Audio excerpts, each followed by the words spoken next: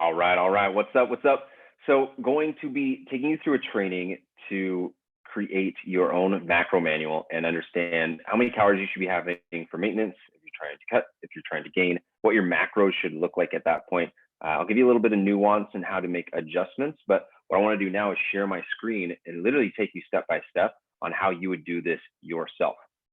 So I'm going to share screen. I'm going to go here. All right. So this is the nutrition tracker. This is what you have access to be able to go through and do this yourself. It's just a little Google Doc created. Took a lot of time to create, but it's just a Google Doc and something that follows a lot of the same formulas that you'd see in Excel, or if you're familiar with Google Docs, really isn't that complicated. Just took a little while to build out. So a little bit of baseline that we're going to want to start with is understand what your maintenance calories are. So a really simple formula to do with this is put in your weight and then multiply that by 10. That is your resting metabolic rate, basically how many calories you would just burn if you just sat on the couch the entire day. So I'm going to use an example of Blake for a cut and for a gain. I'll change the weight for the different ones, but let's just say, for example, Blake is a 180-pound male. So I'm going to put that in here, 180 pounds, boom. So a bunch of stuff populates. What just happened? So 180 times 10 gives you the BMR, RMR. They're sometimes interchangeable, but essentially what you're looking at is 10 times this number. All right, cool. That's how many calories we're at just resting. Now, when we go and add on activity, because you're not just resting all the time, right? You're doing some form of activity. You come over here and use the activity multiplier. So sedentary means you're just laying on the couch, really chill job, but you are going to the gym or working out 3 to 6 times a week, and that's for you to have this range. Then there's light activity. You're going for a little bit of walks. Active, maybe you have a lot of walks scheduled. You got a dog. Your job has you walking around. And then very active, someone who's maybe in construction, someone who's a trainer themselves, right? Very active throughout the day, and they're lifting 3 to 6 days a week. So what we're going to do for this example is we have 1,800.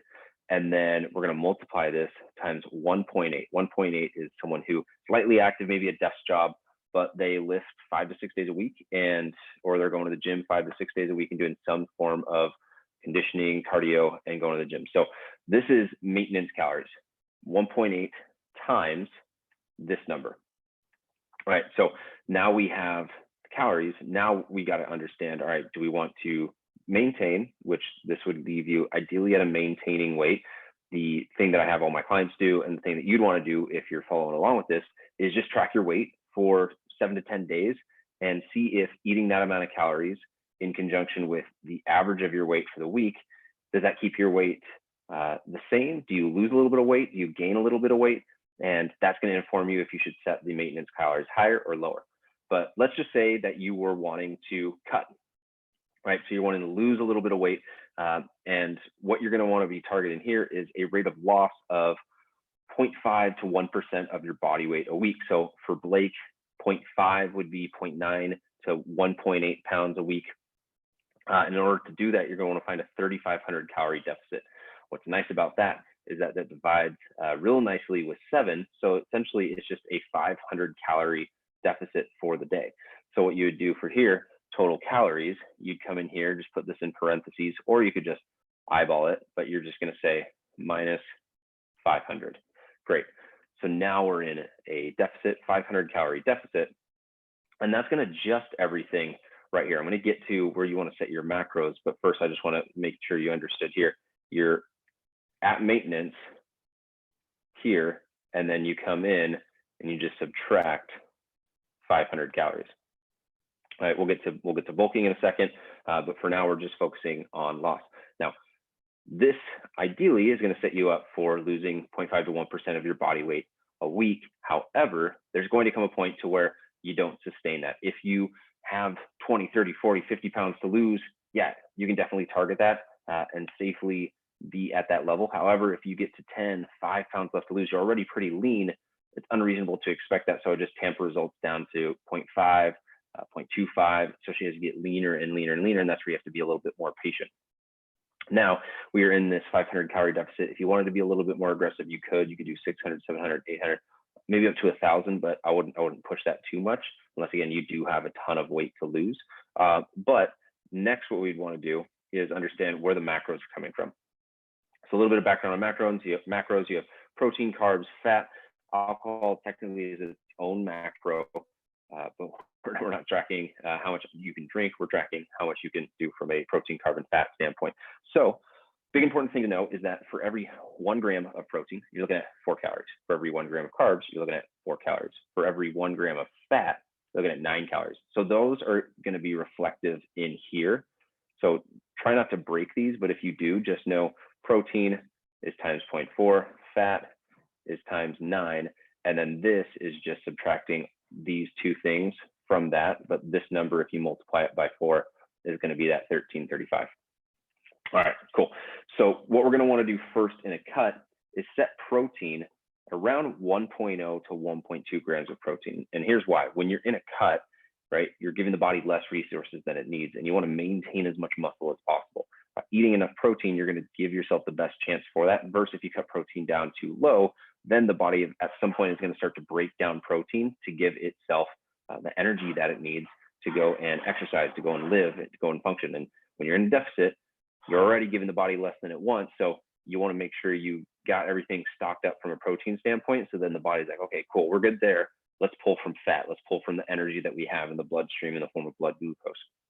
So 1.0 to 1.2, there's a little bit of nuance to this. I'll get to that in a second. But for this, let's just say Blake maybe has 15 pounds to lose. He's already pretty lean, but wants to get really lean.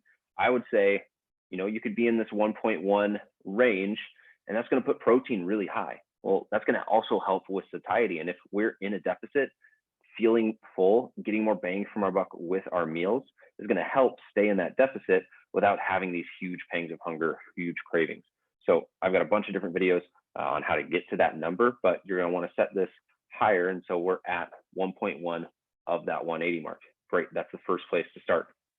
Next, we're going to want to set fat. Again, we're in a cut. We're trying to lose weight. So we're going to set fat a little bit lower, between 15 to 25% of your overall calories. So how do we get to that number? In here, there's a formula, and you're going to be able to say, all right, 0.25, maybe I want 0.3. That's going to change everything. If you say, okay, cool, I want 15%, I want to go really low, and you just have the base level of fats that you're needing, well, then that's how you make that adjustment. Keep in mind, women might need a little bit more fat than men. Women tend to carry more fat than men. They rely on fat a little bit more just because of the hormones. And so increasing fat, men to women, might be a little bit different, but we're taking, again, Blake, 180-pound male, looking to lose weight. And so I would set this probably in the range just to start, 0.25, and make an adjustment here. From there, we got carbs. Carbs is going to make up the rest of your calories. And so that's where you're getting this. This pulls down into here. If we wanted to change, let's say, this number to be 0.7, 0.7, boom, you're going to see carbs bump up there because we didn't change fat. Fat's always going to remain a percentage of this. But instead, we're going to bring this back up here. Boom. So now you can see how those things are being manipulated. Carbs, you always want to make sure that for at least like a minimum, you've got half of your half a gram per pound of body weight. And so we're definitely checking that off here. But then the nuance that I mentioned, so fat's going to be a little bit higher. And again, keep in mind too, this might move around person to person. This is just a starting point, but fat might be higher. You might increase fat, decrease carbs for someone who's insulin insensitive, for people that aren't training as hard and don't rely on as much carbs as a fuel source. Carbs might also be lower if you have a lower muscle mass as well, or again, insulin insensitivity, where you want to decrease carbs so that the body has a greater chance of being able to pull in the blood glucose that you're putting into the bloodstream with the carbohydrates. Then the last part is protein might be a little bit lower. So let's say Blake is 280 pounds and it's not reasonable to eat 280 grams of protein. Well, we're not going to put him at 308. So likely you'd put him in this range of that 0.7. Boom. That's now much more likely to hit, easier to hit. And that gives you a lot more food in the form of carbs and fat, but you're still applying all of the same principles. So we're gonna bring Blake back down to 180.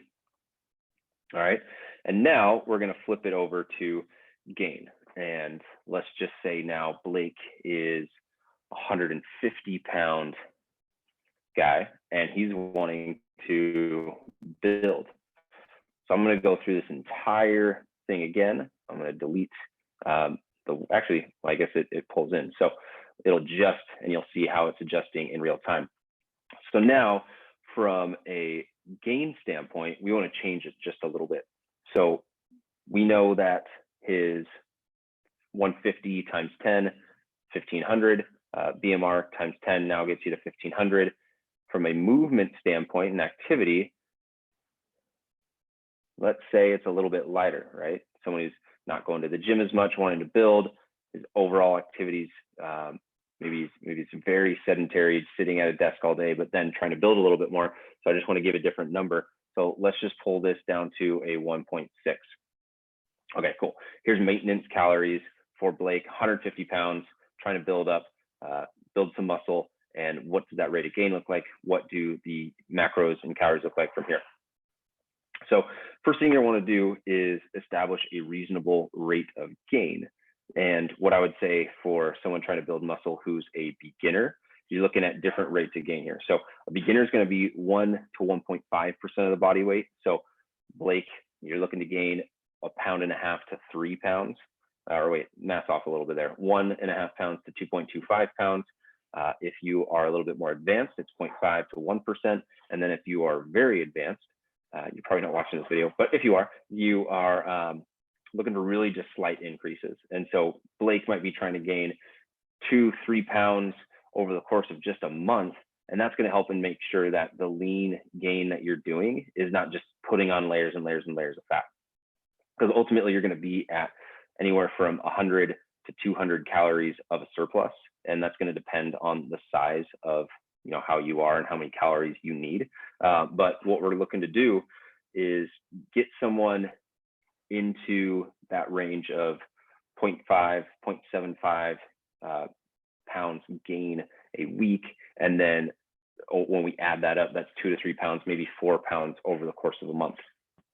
One really important nuance here as well is that if you are looking to build, the ideal body fat percentage is going to be 10 to 15%. Any leaner and you're in basically your body's not going to have the resources that it needs to be building as optimally as it could be. You still can build, but and any heavier, the body also is not going to be in an optimal environment. So that 10 to 15% helps to make sure that you've got enough fuel, but the body also doesn't have excess levels of fat or excess levels, or not excess, whatever the opposite of excess is, really low levels of fat, right? So the body's a little bit more worried about conserving and storing fat there. So picking up the notes here, let's set the macros. Well, let's first set the calories. So we went minus 500 here.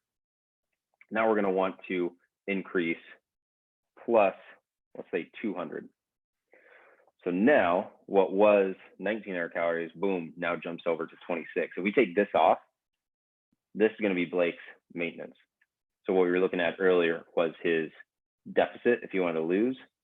What we're looking at here is that lean gain, bam, 200. So now what does this look like from a protein, carb, and fat standpoint? Protein actually doesn't need to be as high in this situation because you're going to be in a surplus. So the body is very, very unlikely to be catabolic. And that just means that the body's going to be in a state of breaking things down versus anabolic, which is the state you want to be in when you're in a surplus, is building things up. One thing that I didn't mention in the weight loss or in the cutting phase is that as long as your calories for the entire week net out to be a net deficit, you're going to see weight loss. With building muscle, you really want to make sure that you're hitting this number consistently and eating throughout the day so that your body's in a state of wanting to build and it's encouraged to build, versus if you have 4 days in a deficit, 3 days in building, well, just 4 days you're not building. And so really making sure that you're eating throughout the day, that you're getting those, whatever that target calorie is each day, so that you're getting the most out of your training sessions and you're constantly in a state of building. So anyway, we'll get back to this. So 200 Protein, as I mentioned, doesn't need to be as high because the body's going to have what it needs. It's not worried. You shouldn't be worried as much about protein breaking down. So we can even set this at 9 or 0.9. It can be 1.0, but 0.9 to 1.0 is kind of the range that you'd want to be there. And then you can even go a little bit lower, like 0.7 to 1.0. But again, it kind of depends on the person. But so from here, then we're going to bump up fat just a little bit. So maybe, I mean, we're already at 0.25, but let's just say we go up to 0.3, and then the rest is going to be carbs. Now, I would say that you would definitely want to make sure you're getting enough carbs. So depending on how many carbs you, or how much fat you can have and still feel good, maybe this changes here. When you are bulking, you are just trying to get food at sometimes. And so you're much more likely to be finding fat in the different things that you're trying to eat. But finding a good range here is going to put you in a really good position to be building. You want carbs to be as high as possible. You want to recover as well as possible. You want to have as much fuel in the form of muscle glycogen and blood glucose as you're training as possible. And so if you've got carbs super low, you're missing the boat if you're in a building phase.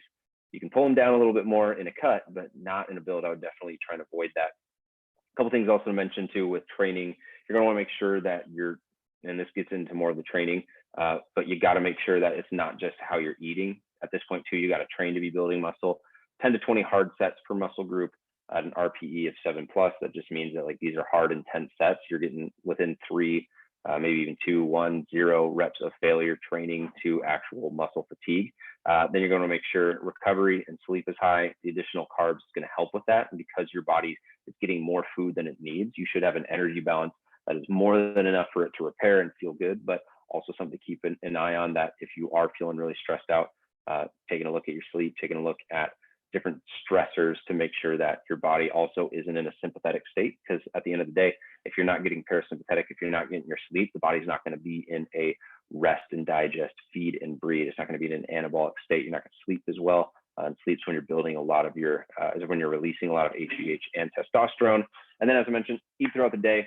Make sure that you're, it doesn't mean that you have to like constantly eat to stoke your metabolism. That's a myth, but you definitely want to make sure that you're fueling your body, spreading out your protein throughout the day so that you're not getting into digestive issues.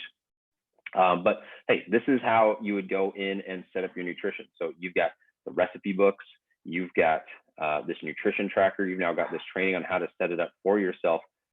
If you are interested in how this all fits together with a training program, that's where I would have you reach out to me, my team, Down Dog Athletics, and talk about how you can build some mindful muscle. A bunch of that goes into this coaching, but I think the big thing is this is a great place to start.